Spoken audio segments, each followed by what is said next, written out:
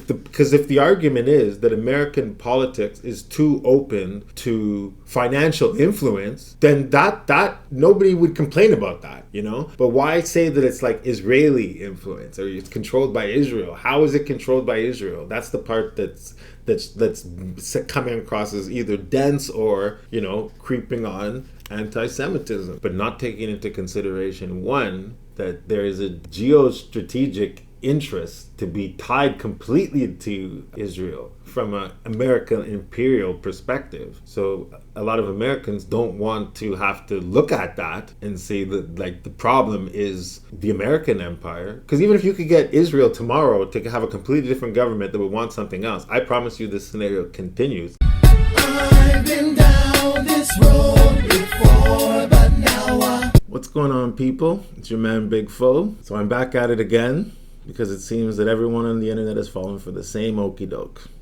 Doesn't matter if we're talking progressives, far right, actual Nazis, independent media, influencers. Among all these varied groups, there is a consensus of one thing. Israel controls our government. That Israel controls America.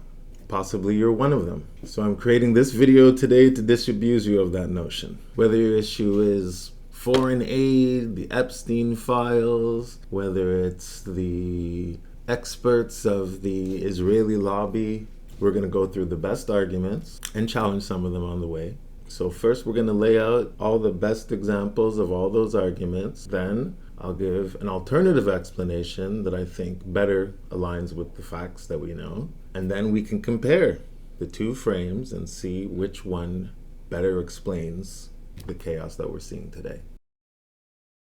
So the arguments I hear the most relate to money. Now we can break money into basically two categories, lobbying and foreign aid. So let's start with foreign aid. The number that's thrown around often is 3 billion. And if we look at the top countries that the United States gives foreign aid to, you can see that yes, Israel is high on the list, but you can see that they're not as high as, say, Ukraine. But no one's necessarily saying that Ukraine is controlling America. But this 3 billion number is a big issue. The one thing that is important to note about that 3 billion is that a loan is being given from America to Israel, and Israel is buying American weapons with that money.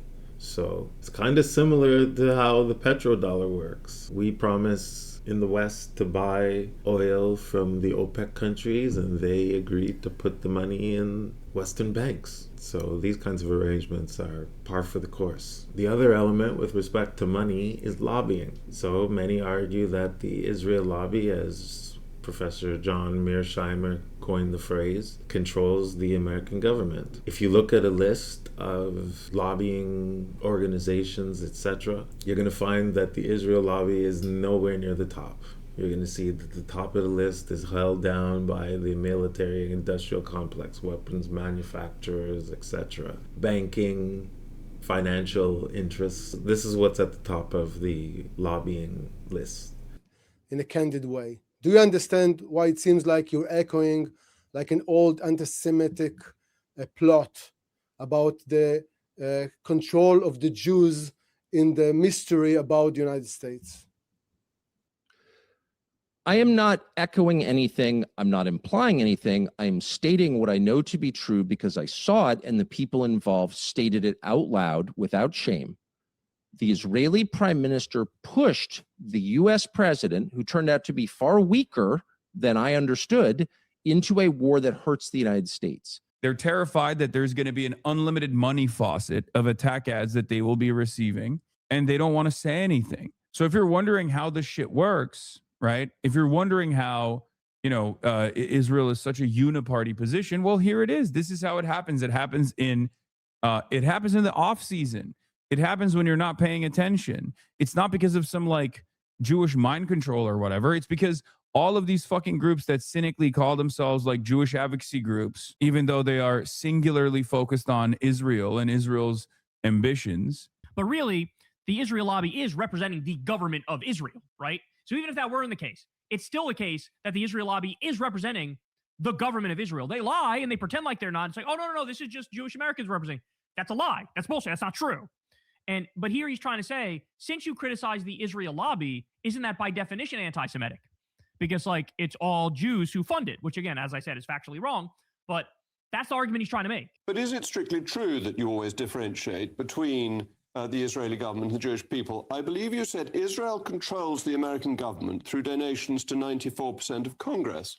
But those donations aren't from the Israeli government. They're from individual Jewish people living in the United States. As I understand American election law, governments aren't allowed to donate to political parties.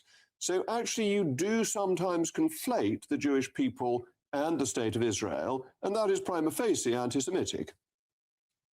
You know, you just made that up on tape, right? Like I said, no, Israel. No, I've got this quotation hold on, from let me you. finish. You asked, you did a very serious charge, so let me answer it. I said Israel. You quoted me as saying Israel. I then did. You said, hold on. Then you said no, but you meant Jewish people. Why? I didn't say that. You said that. Are you an anti-Semite? I'm worried you're an anti-Semite. Why did you say Jewish people? Jewish people don't actually support this current Netanyahu government. Did you know that? 63%? Hold on. What you 63% said, of what Jewish you Americans, said, which I read out correctly, is that Israel controls the American government through donations to 94% of Congress. Period. Jewish people donate to congressmen. The Israeli government does not. So you have conflated, you've said Israel controls, you're meaning Jewish people control. You know that perfectly well. You're putting words in my mouth. You're literally, and people can see it with their own eyes and hear it with their own ears. Tell me, words in my mouth. You want me to explain what actually happens in America? On what legal basis does the Israeli government donate to 94% of American congressmen? No, the Israeli lobby. Now, but if you restrict it to campaigns, specifically to campaigns, political campaigns, then you will find that, in fact, the Israel lobby, quote unquote, is disproportionately influential.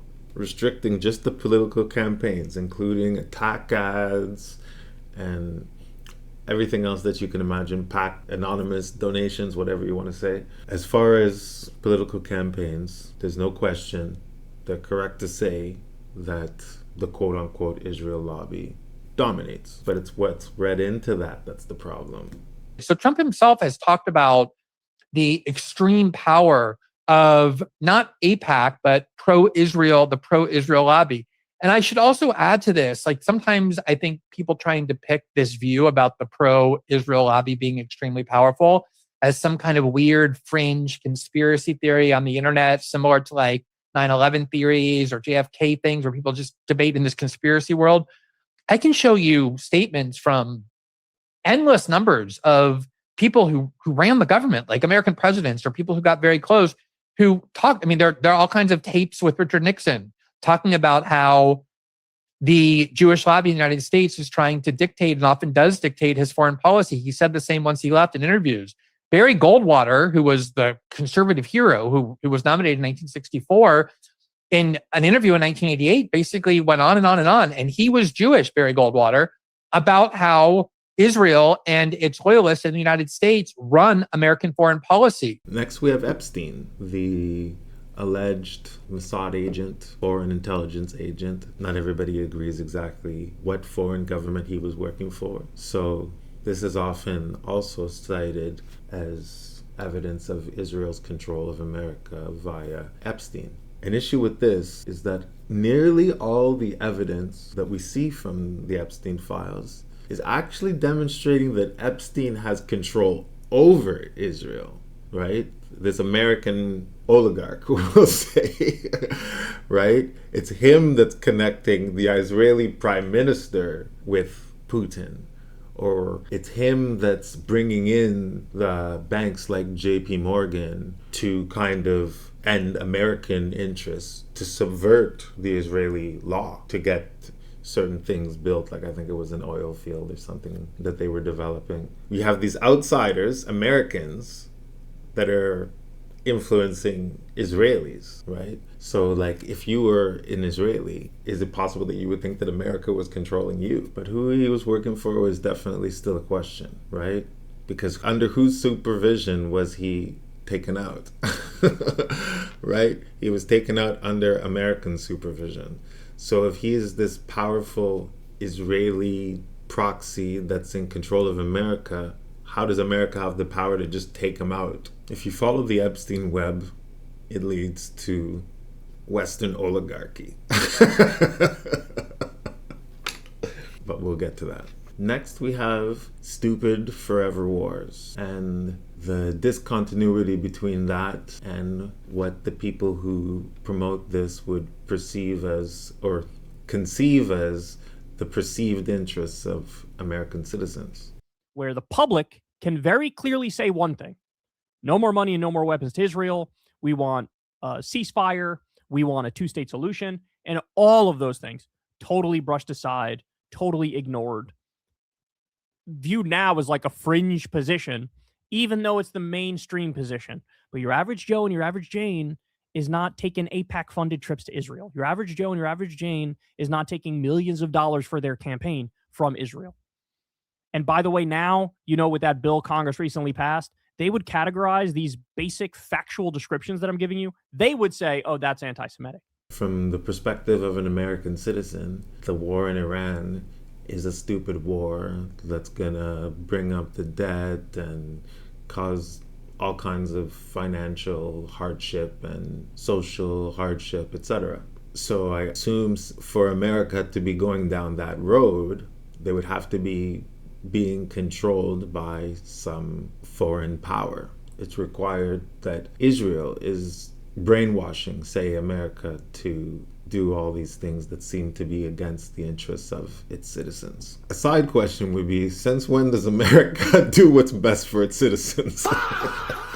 A lot of it, I would say, is based on revisionist history, trying to rewrite the lead up to and the execution of the war on terror, framing that as a Netanyahu plot. I assume absolving Bush and Cheney and Rumsfeld and all those ex-CIA guys that had their own new American century doctrine. I guess we're absolving those guys.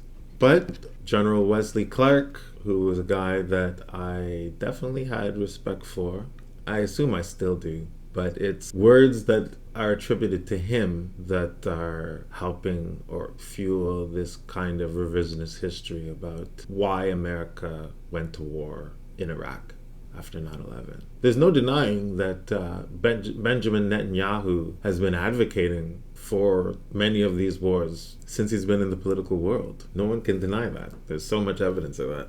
He's a meme at this point. Produce a nuclear weapon in a very short time. It could be a year, it could be within a few months. They have the wherewithal, the stored up, preserved knowledge to make a bomb very quickly if they wanted to do it. Iran is so dangerous. Weeks away from having the fissile material for an entire arsenal of nuclear bombs. They're very close. They're 6 months away. So it's General Wesley Clark and other military credentialed individuals, many of whom were Trump supporters, heavy Trump supporters, and have egg on their face today. So they need to justify their analysis proving to be so faulty. Nor should any American, to be honest. Just to be frankly honest, no American should vote for Kamala Harris. Because I don't care what your issue is. I'm a woman. I believe in women's rights. Yay, you're going to be dead. You're going to be dead. It won't matter. You won't be able to have the abortion you want to have because you won't reach your trimester because Kamala Harris is going to get you killed in a nuclear holocaust. Donald Trump may very well do the same, but at least there's the I am Iron Man moment where he might, 1 in 14 million, get us out of it. So they're going to jump right in on it's actually because the government is controlled by Israel. Now, this is not a defense of any actions of the Israeli government, of any of their politicians, of how they're prosecuting the war, or whether or not it's a genocide. None of that is being addressed here. Remember that the main point here is just whether or not Israel controls the United States. Now, it is possible that all of that proves that Israel controls America, but it's also possible that all of that proves that America is a global empire. Peace. I've been down this road before, but now I got my shit together for AIPAC.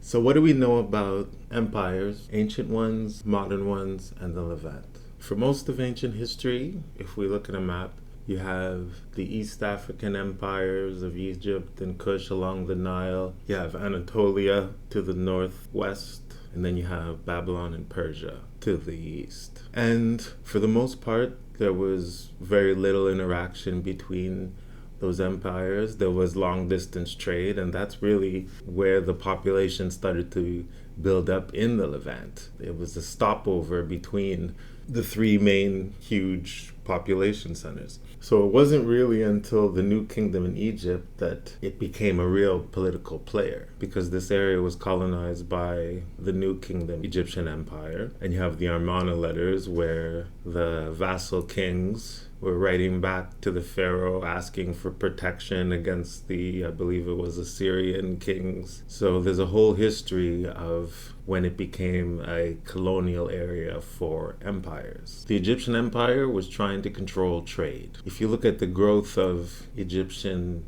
hegemonal power, you can see that like the first trade networks that were dealing with the sea were in the Red Sea, right? So all of the oldest docks would be all along the East African side of the Red Sea, but there are also a few on the Saudi Arabian side of the Red Sea.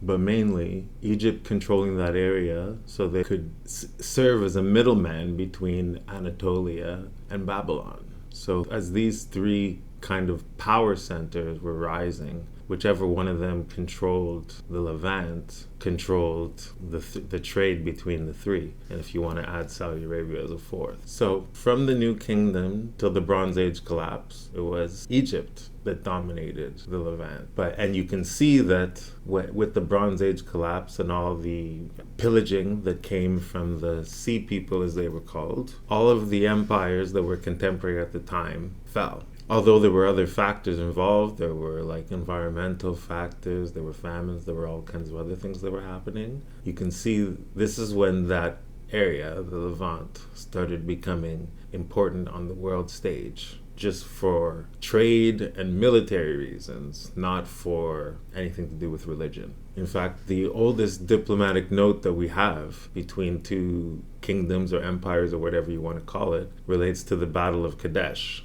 And there's a monument there in ancient Egyptian and in translated into ancient Hittite. So that's the genesis of the Levant being a center of world politics. But with the Bronze Age collapse, it becomes a contested area between Nubians, Assyrians, Persians. This is a lot of the stuff that you can find in the Bible, right? A lot of the Old Testament describes this time period. But then it was conquered by the Phoenicians, and they had a long dominance, and they became super rich and dominated this area all the way up until Pompey the Great conquered that whole area up to Syria. So now it was Rome that was holding it. And it really begins to take on a religious significance with the expulsion of the Jews from Rome to people of that religion. But as far as it being this second dynamic of it being this religious center, this contested religious center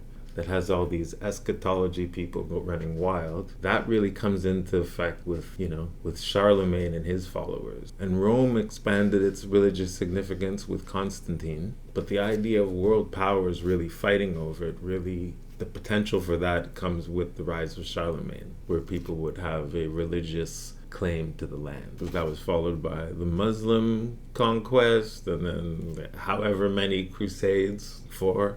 But even more than that, but officially 4. Venice and the Ottoman Empire used that area to great effect in terms of shutting out other people to world trade or other competitors to world trade monopolies. So nobody should have been surprised when the British Empire decided to take this area for their own objectives. And the conquest of the Levant by the British Empire had little to do with any person with Jewish descent. All empires want to control this area for basically the exact same reason. The specific change but the general strategic advantage for controlling that area remains the same. Every empire, no matter which it is, ancient ones or modern ones, they're all trying to do the same thing. If we're talking about maritime empires, so we're saying post the New Kingdom, they want maritime supremacy, they want resource control, they want a trade monopoly and special privileges, and they want mind control. And by that, I mean coercion power, persuasion power, propaganda power, might. And it would seem that if you look at what an empire needs to survive, you get a better explanation for why America has the relationship with Israel that it has. Now, one historic weakness of empires is that there's always the potential for some subordinate element to leverage its relative power against the empire and extract something, blow up in the empire's face, because the empire by its nature always has to create these Frankenstein monsters. For example, nobody would say that Caesar during the triumvirate was in control of Rome, just as a small example, because actually Pompey was way more powerful than Caesar. But Caesar, when he took his army out to the Gaul, he had, because the other politicians were in the political houses, in the Senate, he was out there with an army that was loyal to him. So that power that was deferred to him, that he took advantage of, he was able to leverage it against Rome and take it over. So that was possible. But nobody would say, or could have said prior to him doing that, that he controlled Rome. He controlled Rome after he conquered Rome. The same thing if you look at the Venetian Empire in general. They started out as a subordinate to the Byzantine Empire because they didn't want to be part of Charlemagne's growing empire. So they pledged loyalty to Byzantium. So then they got to be their own extension of Rome, which was Byzantium at the time, in the Carolingian country. So in the beginning, Byzantium loved that, right? They were providing protection and all that. They were Byzantium's bulldog. They were the ones that were destroying all of his enemies. And over time, Venice manipulated that scenario and were able to conquer Byzantium, right? The United States did that to England. Nobody would say that the United States, when they were colonies, was controlling England. But I can guarantee you that English tax dollars were being spent every time there was something that happened in the United States that the oligarchs in England needed fixed. So there would be all kinds of spending, wars and all that would be going on in the United States before it was the United States, in the colonies, right? Later on, those colonies, because of their autonomy, because of the position that they were in, they were able to just, leverage their relative power against the empire. So that can happen. But the problem is nobody's making that argument. They're saying that they control them. And if you look at Venice, they had a similar problem because as they were conquering during the Crusades, they were conquering all those islands along the Mediterranean coast so they can control the Black Sea and all that. And whenever they were conquering the ports that they were going to control on their little monopoly road, they were putting Norman kings, who were their main mercenaries. They were putting those guys in control of those areas. But no, Norman kings were, or lords, or whatever you want to call them, were notorious for, taking matters into their own hands. So any one of those Norman kings could have leveraged their position against the Venetian Empire, right? That wasn't the main problem in Venice. If you look at many of the participants in the League of Cambrai that eventually came to try to destroy Venice once and for good, that included the kings of France. And Israel today has a similar relationship to Britain and to America. It has a lot of power because its position facilitates their position. So they don't really lose anything if Israel runs wild and conquers the whole area. How does that affect the imperial power? Their idea is to control that area with friendly forces. Their big enemy, Iran, is the one non-compliant. If you look at all the different groups, all the ones that are getting paid lots of money, they're all the ones that are allies, right? So the one that's getting sanctioned is the one that's saying, no, I want to do something else. Something to think about. Actually, in Rome, there are cases where a general would turn up and end up as the Caesar, right? So, yeah, as your empire gets bigger, there's always going to be parts in it, factions that can form, that can choose to overthrow you. That's always a condition, but that's very different than saying that like all those potential factions or any one of them controls you. Now, before we look at America's imperial interests, let's take a simpler example. Take the example of Venice, who had a much smaller empire. It basically consisted of the Mediterranean Sea and the Black Sea. So control of the Mediterranean and the Black Sea. You'll notice that during the Empire of Venice, the most important area was Constantinople, because it bordered a choke point that was the Straits of Hormuz of the day. So whoever connected that choke point to the Black Sea gained a lot of power. Actually, a lot of the Crusades, when they wanted to conquer Jerusalem, they went to get help from Venice. And what Venice actually did was trick them into conquering Constantinople, because at the time, Constantinople was the most important choke point. They always had a partner that would give them special privileges, whether it was Byzantium, whether it was the Mongols, whether it was the Ottomans, and using these relationships that they had and the subordinates they had, like the Norman kings who started out as mercenaries, they were able to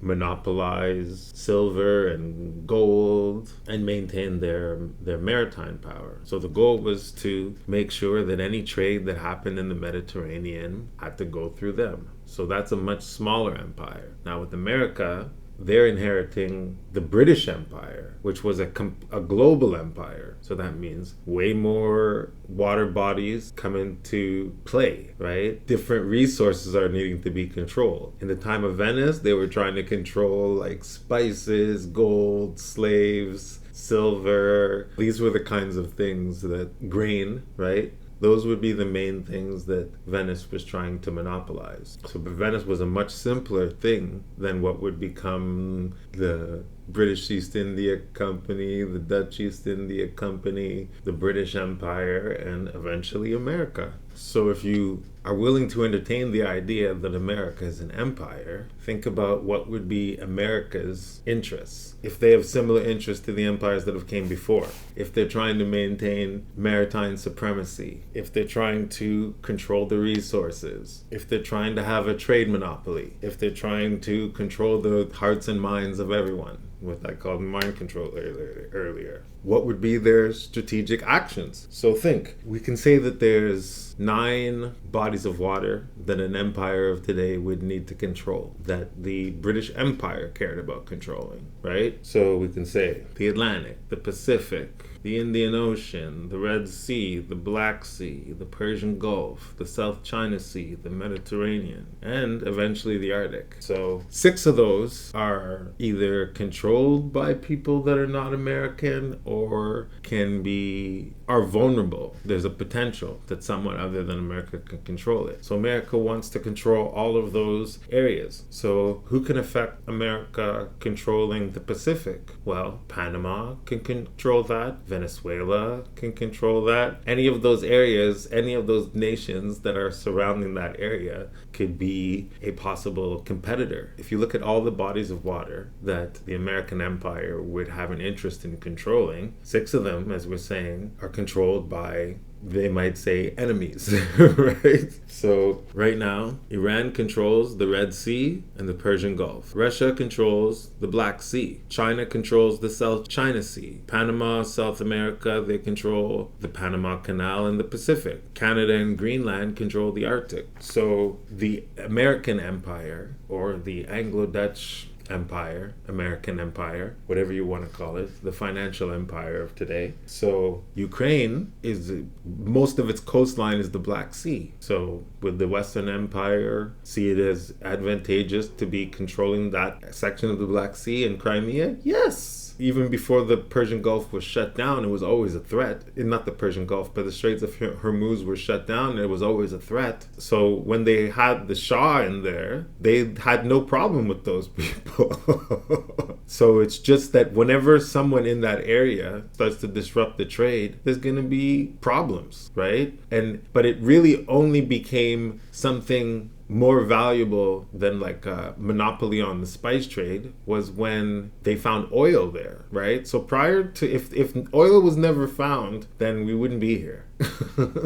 But the British Empire was using steam engines, and they were just about to go to petroleum engines, and then they found a whole bunch of petroleum. So what can we do? Or crude oil is what they found, but can be converted into. So if you're thinking of America's strategic interests, the imperial strategic interests, wars with Russia or provocations or tension with Russia should be expected. Iran, given that it and its proxies control the Red Sea or the choke point of the Red Sea and the Straits of Hormuz, they're always going to be an antagonist until someone is put there that's going to make traffic flow smoothly and cheaply. They're going to be an antagonist. So them being on the list for the empire ever since the Bush days and before that is obvious. What's the beef over Taiwan, the South China Sea? China wants to have its sphere of influence, and that sphere of influence is a threat to the top hegemon, the United States. So Trump didn't threaten anyone,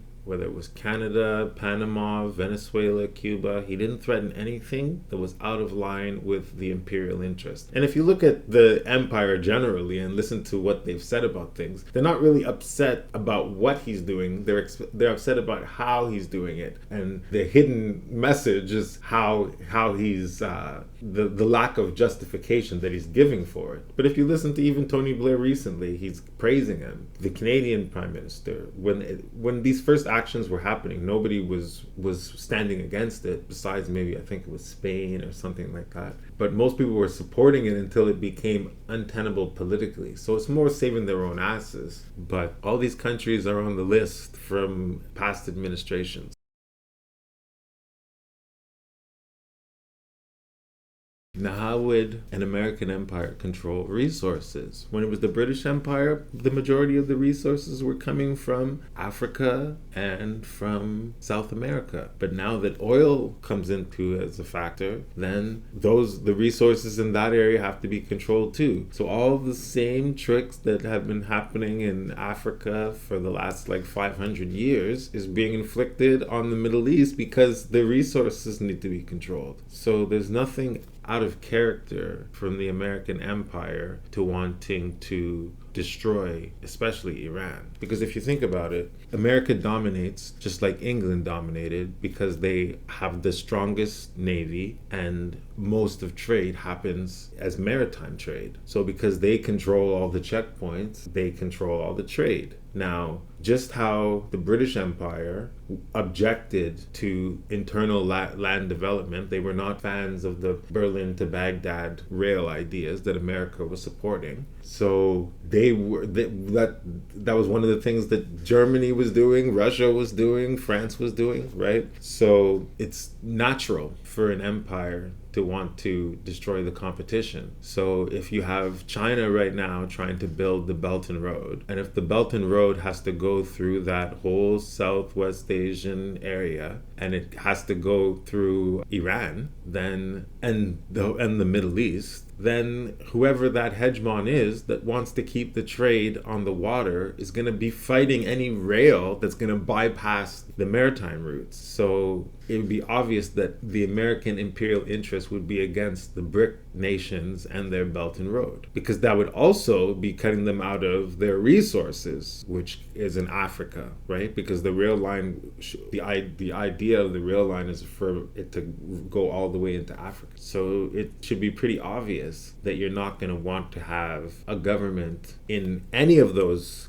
areas, anywhere in the Middle East or Southwest Asia as it's called, or the Levant, that is not loyal to the empire. So if you look at it right now, and we were thinking about foreign aid, so who's getting foreign aid? Who's getting money in that area? It's all those ones that are loyal. The Gulf state countries, Israel, Jordan, Egypt, These are all the ones that receive their money and they go along. The ones who were the pariahs, like Syria and Iran and Iraq later with Saddam, were antagonists. They weren't going to go along to get along. So it's not necessary for Israel to convince the American empire that that's part of their interest. It might be against the interest of the people, but that's a different argument. Now, if the American empire wanted to control the mind of the subjects of its empire, and a main part of its strength is that it can control the Middle East by filling it with the same way that the Venetian Empire had Norman kings, right? The loyal governors. Why would it be strange that the American Empire and the British Empire would fight against any undermining of their project? Taking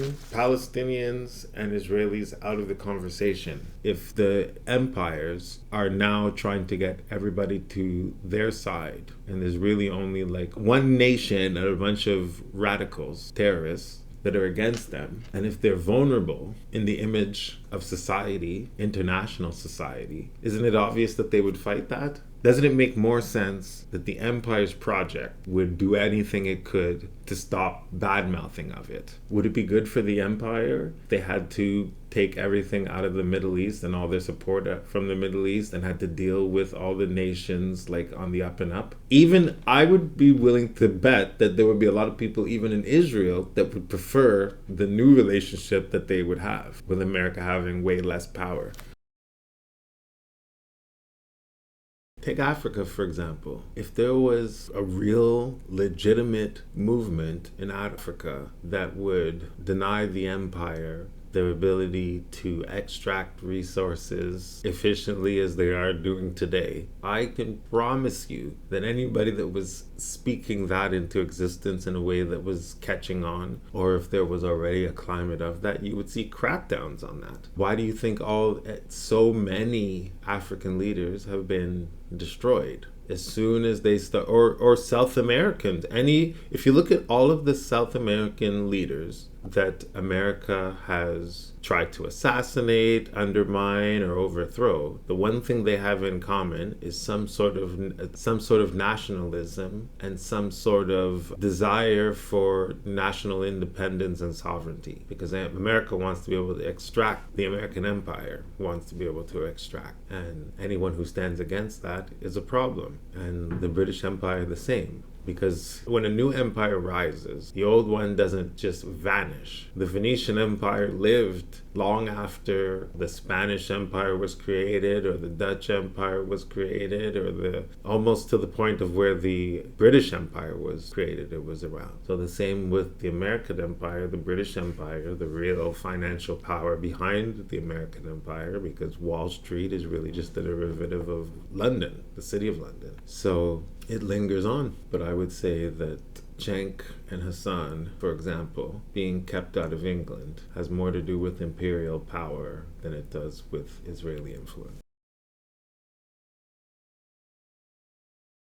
Now ask yourself a few questions. Let's compare the two worldviews. Is it that Israel controls America, or is it America is an empire? What about the Greater Israel Project, whether it succeeds or not, and the war in Iran? What about those two things? Is it any way in conflict with the American empire, if you want to assume it? Nothing. America wants to turn that whole area into subordinates or friendlies. So if Israel increases its area under its jurisdiction, and it's increasing it into the areas most hostile to the Western Empire, then why would the empire greet that with anything but joy that their allied control is growing in the area? They would prefer that all of the different countries had relationships like the Gulf states do. But anybody who's resisting that, enemy of my enemy. Ask yourself, what does America do for Israel that's against its imperial interests? Rubio said that they attacked because they knew that Israel was going to attack, and they knew that if Israel attacked, that Iran would retaliate and attack American assets in that retaliation. We stood and waited for that attack to come first. Before we hit them, we would suffer much higher casualties. And so the president made the very wise decision. We knew that there was going to be an Israeli action. We knew that that would precipitate an attack against American forces. And we knew that if we didn't preemptively go after them before they launched those attacks, we would suffer higher casualties and perhaps even higher those killed. And then we would all be here answering questions about why we knew that and didn't act. So that to me is just as compatible with the idea that one of America's subordinates, Israel, is acting out as most, as we want to call them, as I called them earlier, Frankenstein monsters, act as subordinates of empires. The connection is that the empire's objective, Israel is defining its ambition within the context of the imperial framework. Every one of the colonists that came with a charter to govern a large area of any part of the Americas, they're there at the pleasure of the British Empire. But while they're there, they're obviously going to be trying to cut their own side deals. And don't forget, and eventually America did say, you know what, we're just going to do our own thing. So that's always a weakness. You got a whole bunch of employees. You always got to watch out that one of those employees that you're trusting to do a large part of whatever your thing is can be stealing from you. There's so many things that you can watch on YouTube,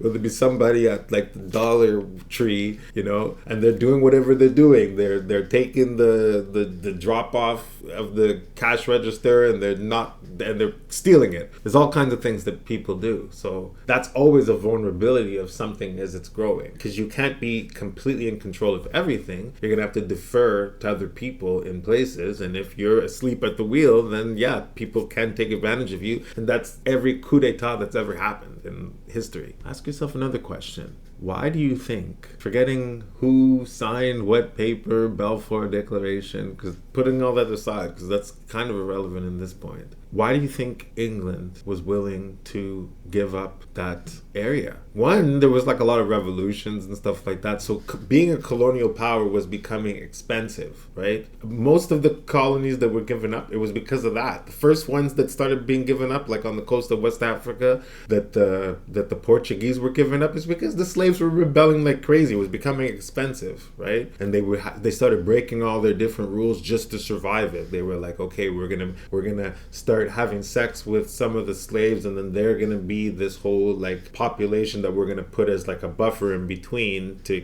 kind of take the heat off of us. But even that didn't work, so they had to give it up. That's always there as a potential. Do you think England gave that land for the purposes of founding the state of Israel because they gave a damn about anybody with Jewish descent? Well, that definitely not the case. Europe was super anti-Semitic. Nobody was willing to even accept a lot of the victims from the Holocaust. So this whole idea that like it was given as some sort of like altruistic action, it wasn't. It was just that instead of us having to run this place, let someone else run it. That was from the perspective of the empire. That's why Israel was made a reality when it was. And all the other justifications, Zionism, was ad hoc. The people who had those ideas may have had those ideas, and those ideas may have stretched all the way back. But the empire's consent to endorse it follows that line, or follows that logic. Other question you want to ask yourself is, how can they control America? What in Israel is more powerful than the City of London and Wall Street? And there's no way you can say that Israel controls Wall Street. You might think that Wall Street and the City of London would want to support Israel, but obviously they're gonna have to support Israel strategically. The same reason they're gonna have to support Saudi Arabia or Dubai or Egypt. Do American people, and a lot of them are Zionists, and Wall Street, put a lot of money towards people promoting Israel in a positive light? Yes, but there's financial reasons for that. As you're seeing right now with the Strait of Hormuz being closed off, the more that the West dominates Southwest Asia, the better it is for the richest among the imperial oligarchy. So it should be obvious that that control of that area, and control in every way, including the moral high ground, would be desirable for the empire. And as far as Mearsheimer's point, which is probably the best of all these points, why would there be any need to have lobbies contributing all this money to promote the idea of Israel if it was in America's interest, it should be automatic. They shouldn't need to have any lobbying. Now, I want to directly address the question that you raise, which is, how do I deal with people who say that Israel does our bidding? This is not a case of the tail wagging the dog. The dog gets the tail to do what it wants, okay? My simple response to that is that if that were true, you would not need a lobby. You would not need this incredibly powerful group of individuals and organizations working overtime to influence American foreign policy. If Israel was such a strategic and moral asset, the government would just axiomatically support Israel, and you wouldn't need a lobby. The reason that you need the lobby is because Israel is a strategic liability and it is a moral liability. And therefore, the lobby has to work to get the United States to support Israel. It is the tail that wags the dog. But the problem is, we're talking about America's imperial interests, the military-industrial complex. Why do they have lobbying? Because their lobbying dwarfs the Israel lobby. So why are they necessary? Aren't they against the common good of the American people? Yes. But are they against the imperial objectives? No. So there's lobbies for Israel for the same reason that there's lobbies for the military-industrial complex, because the American government has a susceptibility to money and influence. So there's only a few administrations, American administrations, that were not controlled by this dynamic. There has always been, whether it was from the British influence, and the funny thing is that everyone wants to talk about Jewish influence or Israeli influence or the Jewish lobby's influence, when there was a case that it was news for about a week. Cambridge Analytica. So this is a British organization that's responsible for manipulating geopolitics worldwide. But nobody thinks about the fact that your government is controlled from the financial empire of the British Empire. So that is the part where even people like Ben Shapiro and idiots like Bill Maher and all these jackasses, have a point. But I'm not supporting any of those bozos because they're pushing a completely different agenda and they're apologists for something completely else. But on that one point, America does have a problem with money in politics. And I'll give Cenk Uygur credit because he did actually say that. You do seem to, clearly you're very passionate about this, it does seem to have become the subject that you are fixated on. Yeah. So that part is true. But I'm not monomaniacal. So let's talk about that distinction, right? So you remember when I got banned from Britain for criticizing the oil companies? Right. Neither do I. So now the oil companies actually get $35 billion in subsidies every year. That's actually nearly 10 times what Israel gets. Now, Israel gets more for the genocide. Israel's gotten more overall. But per year, the oil companies get 10 times more. That's terrible. And I talk about that all the time. Why are you robbing us to give it to ExxonMobil and Chevron? We can barely afford our rent or our mortgage, and those are the most profitable companies in the world. But that criticism never gets you canceled. It never gets you banned. So and then they say, well, why don't you criticize China as much? Well, first of all, I do. They have concentration camps for the Uyghurs. That's the ethnic people that my family is named after. I'm not part of that ethnicity, but they're Turkic overall. But that particular sect I'm not in, but we're named after them. That's how much we care about them. I haven't had their government in exile on the Young Turks. But that gets no attention because it's not about Israel. And no one comes out and says you're anti-Chinese racist and you should be canceled and your life should be ruined. So it doesn't get any attention. But when I criticize Israel, that gets a lot of attention because they say, how dare you brand him with the anti-Semite, right? So that's part of why it appears that way. The second reason is Israel is not the iceberg. It's the tip of the iceberg. It's not the cause of the problem in America. It's a symptom of the problem in America. The cause is money in politics. The cause is corruption. The cause is legalizing bribery. So once we did that, any rational actor, whether it's a corporation or a foreign government, would try to purchase our politicians. And soon America will become an open auction. All the foreign governments will find American citizens to donate through. And since there is no limit, the Adelsons have given over 300 million. You could give 3 billion if you want. So they could come, and China, or hey, by the way, if you guys want, the United Kingdom can buy us. And there's a ton of Americans who are sympathetic to Britain.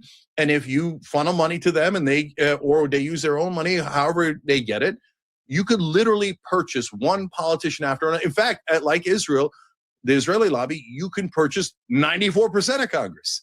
And then you would own us. He's the one pure person of all these people that actually will acknowledge that at any point. But he doesn't emphasize that, you know? So if the argument is that American politics is too open to financial influence, then that nobody would complain about that, you know? But why say that it's like Israeli influence or it's controlled by Israel? How is it controlled by Israel? That's the part that's coming across as either dense or, you know, creeping on anti-Semitism. And I would never push the idea that everything that someone says is anti-Semitic, but not taking into consideration, one, that there is a geostrategic interest to be tied completely to Israel from an American imperial perspective. So a lot of Americans don't want to have to look at that and say that like the problem is the American empire. Because even if you could get Israel tomorrow to have a completely different government that would want something else, I promise you this scenario continues. And not even because, even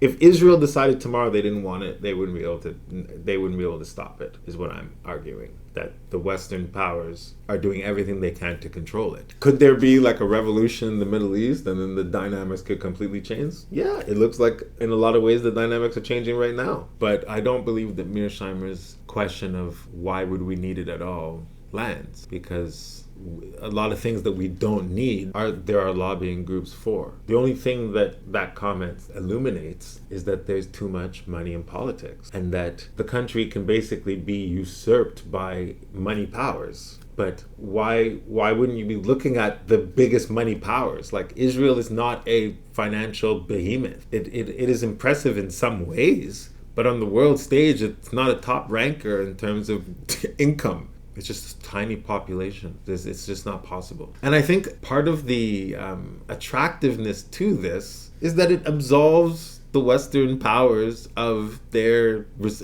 part and their responsibility. You're from Palestine? You're from Palestine?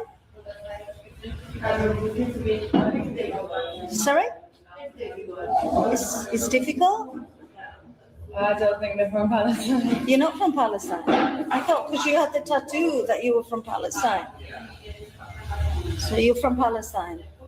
You speak Arabic? Sorry? Right, you're Israeli. Right. Fake state of Israel. It doesn't exist. Israel doesn't exist. So did you join Were you part of the IDF, IOF? Were you part of the IOF, IDF? Were you part of it? Did you kill innocent civilians? Did you kill them? Say you're against Netanyahu. Say you're against Netanyahu. What about Ben Gvir? We got the opinion, okay? Now can you shut the No, don't you dare tell us to shut the Don't you dare. Don't you dare. You are ashamed. You are monsters. You're a monster.